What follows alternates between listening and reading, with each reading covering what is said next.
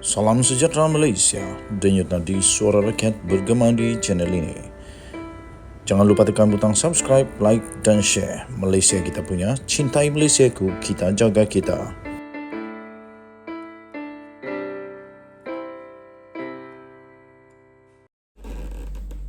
Salam sejahtera Malaysia, denyut nadi suara rakyat bergema di channel ini. Tan Sri Mahayadin Yassin kali ini termakan ludah sendiri. Dia termakan dengan janjinya sendiri. Sekarang dia beranikah lakukan apa yang dia pernah janjikan? Tuan-tuan dan puan-puan yang dihormati sekalian. Masih ingatkah kamu ketika Tan Sri Mahayadin Yassin pada 3 Mac tahun 2020, pada 3 Mac tahun 2020 yang telah diterbitkan di hmetro.com.my, beliau berjanji begini: pemimpin yang ada kes mahkamah gugur. Sekarang Mahayadin Yassin sudah sendiri mengalami kes mahkamah. Pemimpin ada kes mahkamah gugur. Sekarang Mahayadin beranikah menggugurkan diri? Nampaknya dia tidak berani dan dia kata dia serahkan kepada MKT, Majlis Tertinggi Bersatu. Tidakkah dia berani buat seperti Wan Saiful Wan Jan buat, iaitu secara jantannya meletak jawatan?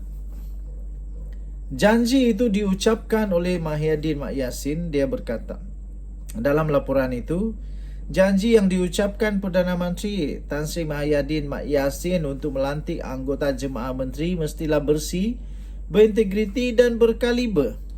Membayangkan beberapa pemimpin dalam Perikatan Nasional yang berdepan dengan kes di mahkamah mungkin tiada dalam senarai Kabinet Perdana Menteri pada ke-8 itu. Now, let us discuss. Mari kita bincangkan. Sekarang Mahayadin Yassin sudah jadi kluster mahkamah.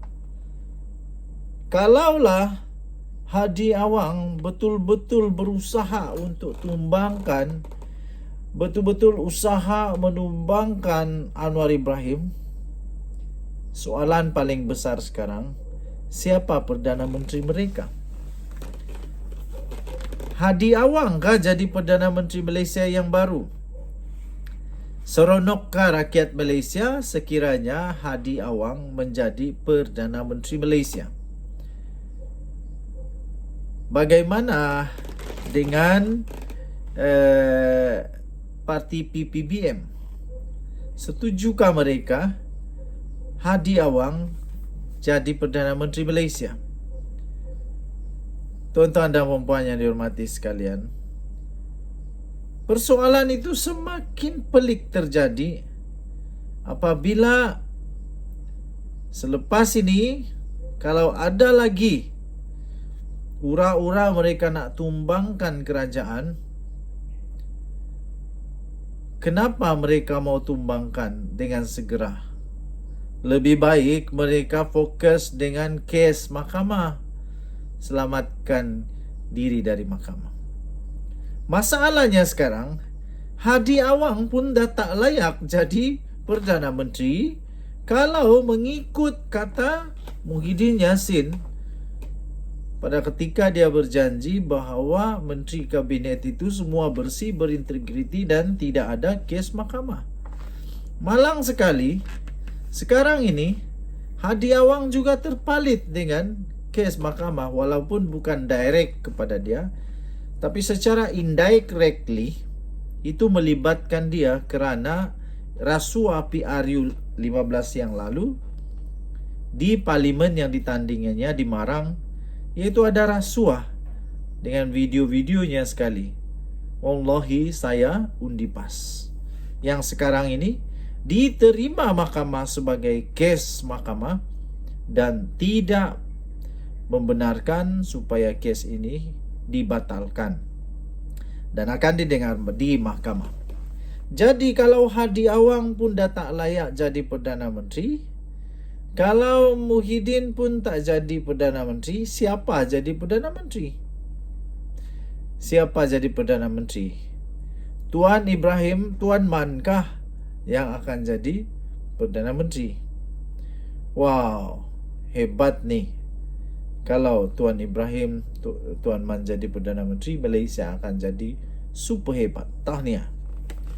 Masalahnya, ada juga kemungkinan Tuan Ibrahim Tuan Man juga ada juga kemungkinan bahawa dia pun bakal juga hangat nanti buntutnya.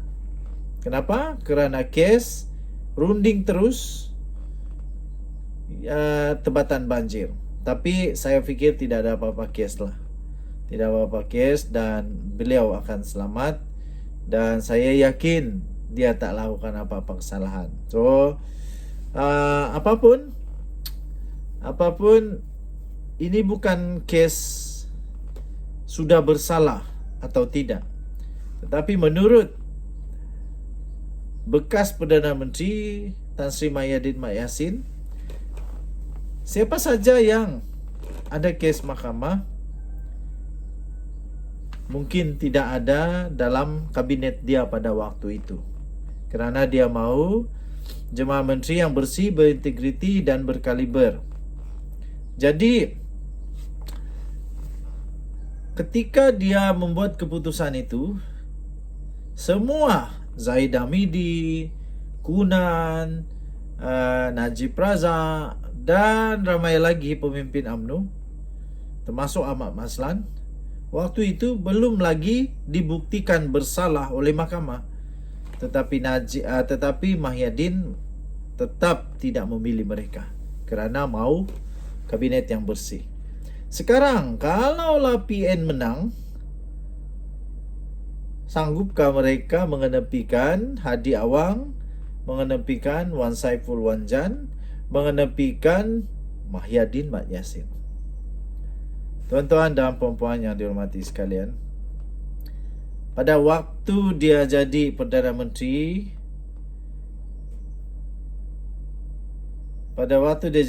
Menteri, orang-orang yang ada kes mahkamah seperti Najib Razak, Zahid Hamidi, Ahmad Maslan, Tengku Anan, Tengku Mansur, Datuk Seri Bung Mokhtar Radin, lepas tu Datuk Seri Abdul Aziz Abdul Rahim, semuanya tidak ada dalam senarai. Tuan-tuan dan puan-puan yang dihormati sekalian,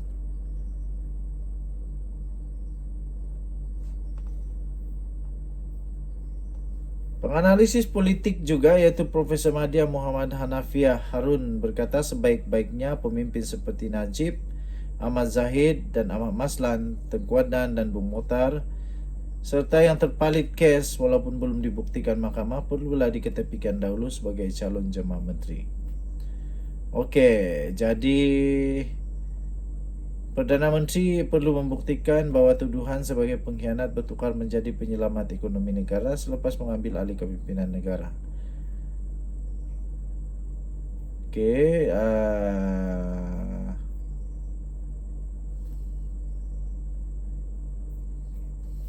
jadi bagaimana pendapat kamu? Janji yang diucapkan Perdana Menteri Tan Sri Muhyiddin Yassin untuk melantik anggota jemaah menteri bersih, berintegriti dan berkaliber yang membayangkan beberapa pemimpin dari Perikatan Nasional daripada Barisan Nasional yang berdepan dengan kes mahkamah mungkin tiada dalam senarai kabinet Perdana Menteri ke-8 itu. Sanggupkah dia buat begitu juga untuk dirinya sendiri?